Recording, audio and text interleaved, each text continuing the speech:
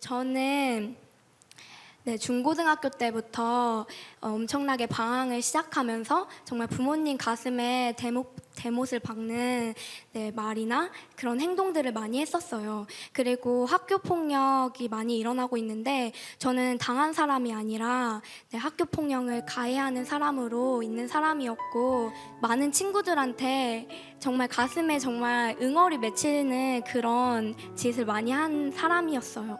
그런데 저는 고등학교 3학년 때 하나님을 정말 인격적으로 만날 수 있는 계기가 생겼어요. 진짜 내가 춤을 출 때 다 비웃겠지만 그들도 주하게 되면 함께 기뻐 춤을 추게 되리, 막 이 가사가 정말로 저의 마음 가운데 너무 깊이 있었거든요. 그때 하나님께서 저에게 진짜 강력하게 부어주신 마음이 하나 있었는데, 그 마음이 뭐였냐면, 정말 저 친구들을 위해서 내가 기도해야겠다. 너가 복음을 전해라.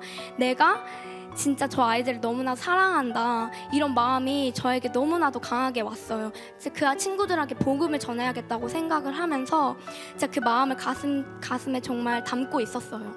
하나님, 진짜 제가 그 일 하겠습니다라고 말했지만 교실에 가고 나아갔을 때, 밖으로 갔을 때 제가 그것을 하지 못하였어요.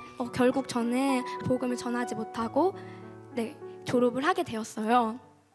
그런데 정말로 너무나도 감사한 것은, 제가 1년이 지난 후에 그 모교에 가게 됐는데, 그 모교에 갔을 때 하나님의 진짜 은혜로 한계 너머 희망찾기라는 CA 활동에 강의를 할 수 있는 기회가 저에게 주어졌어요. 거기에 48명의 학생들이 있는데 11명의 학생만 하나님을 믿고, 나머지 학생은 이전에 저와 같았던 모습들이 다 가지고 있는 학생들, 그리고 이전에 정말 내가 복음을 해야 하는 그런 학생들이 거기 다 모여 있었던 거예요. 그래서 그 친구들한테 제가 만난 하나님을 말할 수 있게 됐어요. 그래서 정말 저는 하나님이 분명하게 저한테 다시 불러주신 것을 정말 확신하거든요, 그 자리에서. 그래서 너무너무 감사한 거예요. 그래서 진짜 너무 감사한데, 제가 옛날에 만약에 그 자리에서 복음을 라면 지금쯤 그 복음을 듣고 함께 저랑 기뻐하고 진짜 함께 할 수 있었던 친구들이 있지 않았을까, 이런 생각을 하게 되면서 그 친구들한테 정말 미안한 마음을 전하고 싶습니다. 그리고 제가 학교 폭력을 하고 그다음에 마음에 상처 준 친구들이 너무 많이 있는데요. 그 친구들을 정말 일일이 한 명 한 명 이렇게 찾아다니면서 정말 미안하다고 얘기하고 싶었지만 진짜 그러지 못하였는데, 정말 이 자리를 빌어서 그 친구들이 만약에 이 방송을 본다면 그 친구들한테 정말 너무너무 미안했다고, 그리고 진짜 용서를 구하고 싶습니다.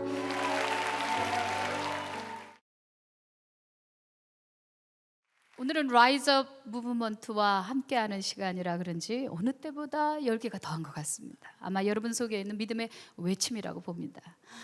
네, 좋습니다. 제 후배가 가진 질문인데요. 학교에서 이제 기도 모임하고 복음 전하려고 하는데 어려움이 있다고 막 토론을 하더라고요. 그래서 종교 행위는 금지라고 하는데 이제 어떻게 하면 좋을지 여쭤보고 싶습니다. 네, 공감합니다. 왜냐하면 저도 캠퍼스에서 전도할 때 예전에는 안 그랬는데 최근에 와서 부쩍 당신 계속 전도하면 고소할 거야. 아니, 실제적으로 지금 우리 피부에 마치 유럽에서 겪는 일들이 우리 지금 코앞에 와 있다는 겁니다. 근데 분명히 헌법에는 종교의 자유가 있어요. 그죠? 그 법 존중해야 돼요. 근데 학생인권 조례, 이번에 시에서 통과되었던 그 법이 있죠. 그것도 법이니까 우리가 존중을 해야 됩니다. 성 프란시스가 교황을 아련을 했는데 그 당시 교황이 아마 깨어있던 사람이 아니었던 것 같아요. 좀 마귀적이었던 것 같습니다. 자네는 저 로마에 구석구석 다니면서 화장실이나 청소를 해, 그랬는데 아멘. 그리고 그 성자가 집집마다 다니면서 화장실 청소를 했대요, 기쁘게. 그 사람 신앙이 인격이에요. 아름답습니다. 여러분들, 때로는 우리가 정면 돌파가 안 되면 사도 바울처럼 혹은 예수님처럼 먼지를 털고 이웃 마을로 그렇게 피해서 또 복음이 받아들이지 않는 곳에 우리가 전도를 할 필요가 있습니다. 그런데 저는 법을 제정하는 사람들에게 꼭 좀 이야기도 해드리고 싶습니다. 안 믿는 사람들의 인권도 중요하고 그 학생들도 존중해야 되지만 믿는 사람들도 믿는 학생도 분명히 대한민국 국민이니까 저는 좀 보완해 줄 수 있는 법을 마련해 주셨으면 좋겠다 그런 생각이 듭니다. 근데 우리가 지금 교회 안에서 전도하는 게 아니잖아요. 교회 밖에서 전도하는 것은 이건 우리가 안일하게 생각할 게 아니에요. 경건하게 해서 이 주 안에서 경건하게 살고자 하는 자는 핍박을 겸하여 받느니라. 핍박이 있습니다. 그리고 기독교는 피해 역사입니다. 반드시 반대에 부딪히게 돼 있고요. 그러니까 순교자가 일어나는 것도 아니겠습니까? 예수 이름으로 복음 전하는 것을 법으로 금했을 때, 그리고 만들었을 때 사도 바울은 그럼에도 불구하고 예루살렘, 서머나, 로마 곳곳에 들어가서 복음을 전했습니다. 여러분들, 우리가 예수 믿는 것 때문에 너무 티를 내서 티를 내는 건 당연하죠. 그런데 수위를 조절할 줄 모르고 너무 우리 입장만 생각을 해서 혹은 그게 덕이 안 된다면 조금 우리가 절제가 필요는 하겠지만, 그러나 여러분들, 예수 믿는 것 때문에 그것 때문에 핍박을 받는다면 그건 우리가 뚫어야 될 거 아니겠습니까? 여러분들, 분명히 복음 전할 때는 악령의 역사가 있습니다. 방해하는 세력이 있다니까요. 가시적으로는 어떤 법이고 사람이고 환경이지만, 어떤 댓글이 있지만 그 뒤에 흑암의 역사가 있다는 것입니다. 그래서 우리는 기도 전쟁을 치러야 돼요. 그냥 단순히 기도해요 이런 차원이 아니라 기도는 전쟁이에요. 그래서 초대교회 보니까 전혀 기도에 힘쓰니라. 전도 안 되면 더 열심히 기도해야죠. 기도로 브레이크트루 해야죠. 중보 기도는 폭탄입니다. 폭탄 투여해야 돼요. 그래서 지금 이 어려움이 있는데 저는 그렇게 생각이 들어요. 우리가 지금 너무 이제 안일해지니까 꼭 이게 마귀 역사라고만 또 보아서는 안 되는 건, 어쩌면 하나님이 우리 기독교인들이 깨어 있도록 허락하신 것일 수도 있단 말입니다. 아시겠죠?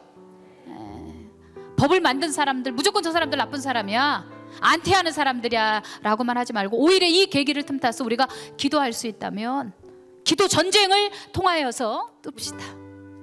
예수 이름 가지고 안 되는 거 없습니다. 초대교인들 지금보다 더 어려웠습니다. 법 그 정도가 아니라 예수 믿으면 실제로 죽는 거였습니다. 그런데도 그거 뚫고 오늘날 우리에게도 복음이 전해져 있지 않습니까? 우리 자매님 할 수 있을 것입니다. 그리고 학교 안에서만 꼭 전도하라는 법은 없는 거예요. 안에 있는 학생을 교문 밖에서 만나도 되는 거 아니겠습니까? 제가 이렇게 보니까 요즘에 그 문화 이런 방송 영화들이 아주 발달돼서 좋은 영화들이 많아요. 그래서 그런 친구들, 야 우리 영화 보자. 그 소울 서퍼 제가 최근에 봤는데 참 좋더라고요. 믿음의 승부 참 좋더라고요. 씬 이터 이런 영화 참 좋아요. 그런 것들 보여주면서 같이 이렇게 나누다 보면 또 직간접적으로 또 통할 수도 있는 것입니다. 전도하고자 하는 뜻만 있다면, 정말 우리가 그것이 확실한 의지라면 방법과 길은 하나님이 보여주십니다. 방법에 매이지 말고 성령님에 매이시면 좋겠습니다.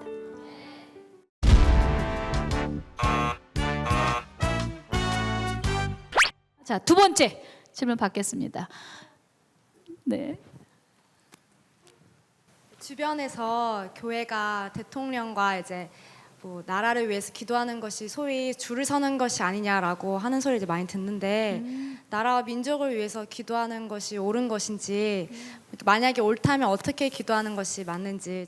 제가 사우디아라비아에서 한 6, 7년 선교사로 있었어요. 근데 거기가 무슬림 종주국이잖아요.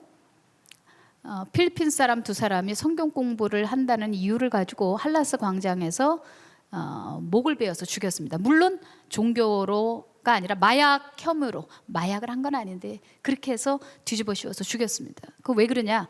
국가가 힘이 없으니까요. 그 당시에 저희와 함께 같이 선교했던 네덜란드 윈 선교사라고 있었어요. 근데 이 네덜란드 분은 그 당시에 그냥 성경 공부 정도 한 것이 아니라 비디오를 제작해서, 예수님 비디오 제작해가지고 사우디 전역에 뿌렸어요. 그랬는데 사형당하지 않고 출국으로 끝났습니다. 그 왜 그러냐면 국가의 힘 때문이에요. 이번에 박태환 그 수영 선수 말입니다. 그 친구가 실격될 뻔했어요. 그러다가 비디오 판독 우리나라에서 지역 방송에서 찍은 거예요. 그것 가지고 이거 보라고 잘못됐다고. 그랬더니 그거 30분 만에 보더니 해결해 줬어요. 그 실격할 수 있었던 것을 면할 수 있었어요. 여러분 그게 국가의 힘이에요. 속된 말로 여러분들 이제 여러분 버전이에요. 나라가 약하면 쪽팔립니다. 나라가 약하면 정당하게 지금 보호를 받지 못하고 선교 어렵습니다. 여러분 요즘에 그 독도에 관한 거 보세요. 예전에 힘없을 때 같으면 우리가 구부려야 됐을 거예요. 우리나라 국토를 다 먹고 나서도 사과 하지 않고 이젠 그건커녕 또 독도까지도 자기 땅이라고 저러는데 여러분들 이게 국가의 힘이에요. 우리 지금 까딱 마이신 아니야?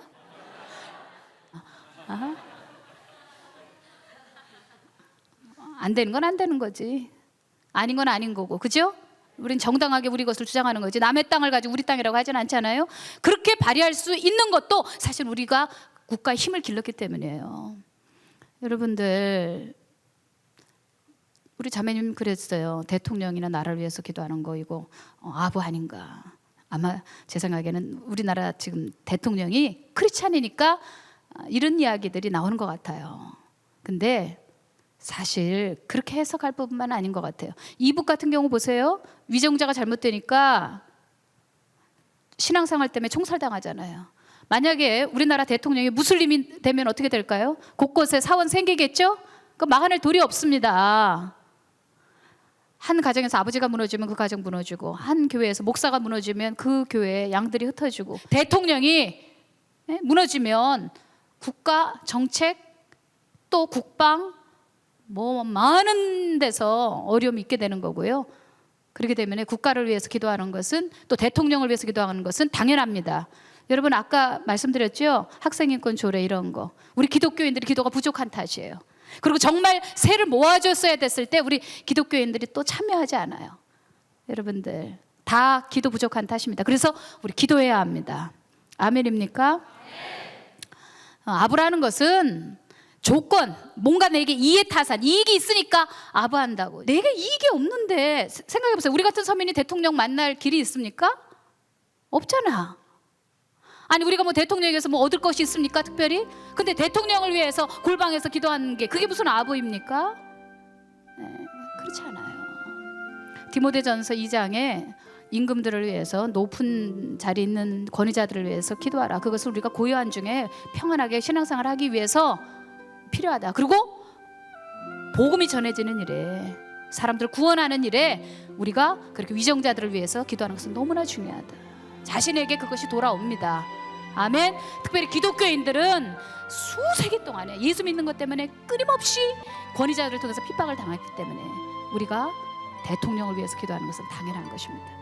여러분 심지어 우상을 섬기는 대통령이 나도 기도해 줘야 돼요. 원수를 위해서도 기도해 달라고 그랬는데, 그지? 아니 대통령을 위해서 기도하는 게 뭐가 나쁩니까? 그게 아부입니까?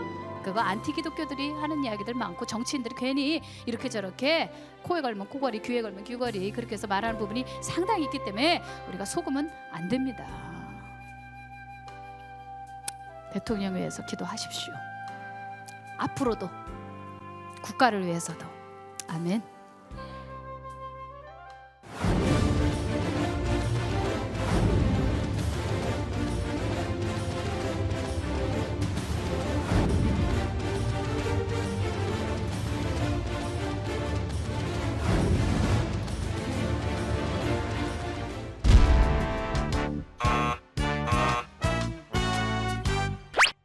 보면 우리 선교를 되게 자주 나가는데 네. 그 굳이 아직 한국에도 예수님 믿지 않은 사람들이 되게 많은데 저희가 굳이 비싼 돈 들여가면서 선교를 꼭 나가야 되나요?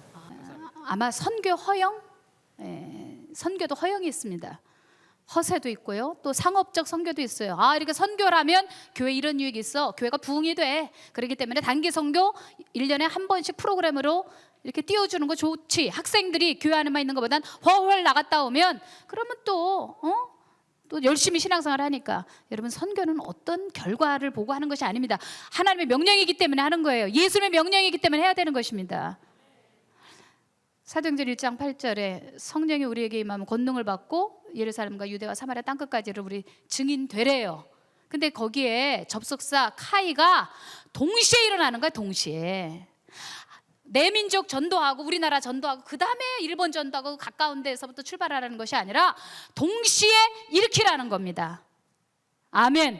그러니까 가장 중요한 거는 성경적 근거예요. 예수님이 그렇게 말씀하셨으면 He said so. 아, 오늘 영어가 잘 되는데. 그분이 말씀하셨으니까 그냥 우리 그렇게 하면 되는 것입니다. 그리고 이 상에 최초로 오신 선교사가 예수님 아니십니까? 지구에 오셨어요. 얼마나 많은 대가를 치르셨습니까? 성육신의 대가를 치르셨지 않습니까? 윌리엄 캐리가 인도로 갈 때 그때 떠났던 비용이 3억 2천만 원 정도 된대요. 지금 시가로 보면. 지금 교통이 발전돼서 그 정도 돈 안 들어요. 여러분, 우리나라의 교육이 처음 들어올 때 미국의 가우처 박사라고 그 양반이 자기 그 대학을 세우는데 먼저 돈을 쓰지 않고 우리나라의 교육을 위해서 먼저 선교를 위해서 그 당시 5천 불을 썼을 거예요. 그리고 자기 학교 세우는 거는 한 2년 정도 미루었어요. 여러분들, 그렇게 함으로써 우리나라가 지금 이만큼 발전했어요. 그렇죠? 그리고 우리에게 복음이 들어왔어요. 만약에 그런 분들의 희생이 없었다면, 미국 사람들이 우리 미국 다 전도한 다음에 우리 옆에 있는 옆집, 뒷집 전도하고 그 다음에 한국을 생각해야 되겠어. 조선이 우리하고 무슨 상관이야? 그렇다면 우리에게 복음이 들어올 수 있었겠어요? 그렇지 않잖아요. 그리고 중요한 거는 선교는 돈에다 맞출 것이 아니라고 생각이 듭니다. 성경에 이런 말씀 있어요. 너희 소유를 다 팔아 구제하라. 여러분, 정말 순종하기 싫은 말씀이야, 그지? 우리 소유를 다 팔아갖고 선교하라. 야, 정말 좀 어려워. 여러분들, 물질을 일으키는 거는요, 사실은 있어서 하는 게 아니에요. 절약하고 절제하고 그러면서 물질을 일으키는 거, 자기 그 물질을 일으키는 거, 비행기값 마련하는 거, 그것부터 사실은 선교 시작이거든요. 선교라고 하는 거는 사실 돈이나 효과에다 맞출 건 아니에요. 그만한 돈을 들여가 그냥 돈으로 보내지 꼭 몸으로 가야 되겠어? 아이고, 그거 비행기값 합하면 얼마나 많이 들겠어. 여러분들, 관광 가는 건 돈 안 아껴. 그렇게 똑똑하게 머리가 돌아가지도 않아. 그런데 하나님에 관한 것만큼은 이것 따지고 저것 따지고, 글쎄 믿음이 너무 좋아서 그러나, 아니면 너무 신앙적으로 진보에 서 있어서 그러나, 그건 잘 모르겠어요. 그런데 하나님에 관한 것은 글쎄 저는 하나님의 마음에 맞춰야 된다고 생각해요. 지구촌 전체가 하나님의 것이에요. 우리는 이 코앞에 있는 우리 대한민국 또 혹은 민족주의 뭐 이런 것에 그 신앙이 물려서 이렇게 생각할 수 있지만 훨씬 더 큰 그림을 가지고 있어야 된다고 생각이 듭니다. 왜냐하면 하나님은 대한민국에도 관심이 있지만 지구 저 반대편에 물이 없어갖고 죽어가고 있는, 복음이 없어서 지옥으로 떨어지고 있는 아프리카 사람들에 대해서도 관심이 있거든요. 사실 물리적인 거리로 볼 때는 그거는 사실은 3차원적인 거지. 영적 세계는 4차원 이상의 것 아닙니까? 이 땅에서도 예수 믿을 사람 믿어야 되고, 저 지구 반대편에 있는 사람도 하나님의 자녀이니까. 아멘. 그리고 우리가 가서 큰 선교 못해도 선교사님들에게 힘을 주고, 선교사님 사역하고 있는 뭐 예를 들면 성전을 건축하고 있다, 그럼 가서 벽돌이라도 지어주고. 여러분, 이것도 좋은 선교 아니겠습니까? 아멘. 오늘 질문에 우리 형제에게 그렇게 말씀드리고 싶습니다. 하나님의 하트를 가지고 선교를 이해하면 더 좋을 것 같아요. 전략적인 것보다. 아멘.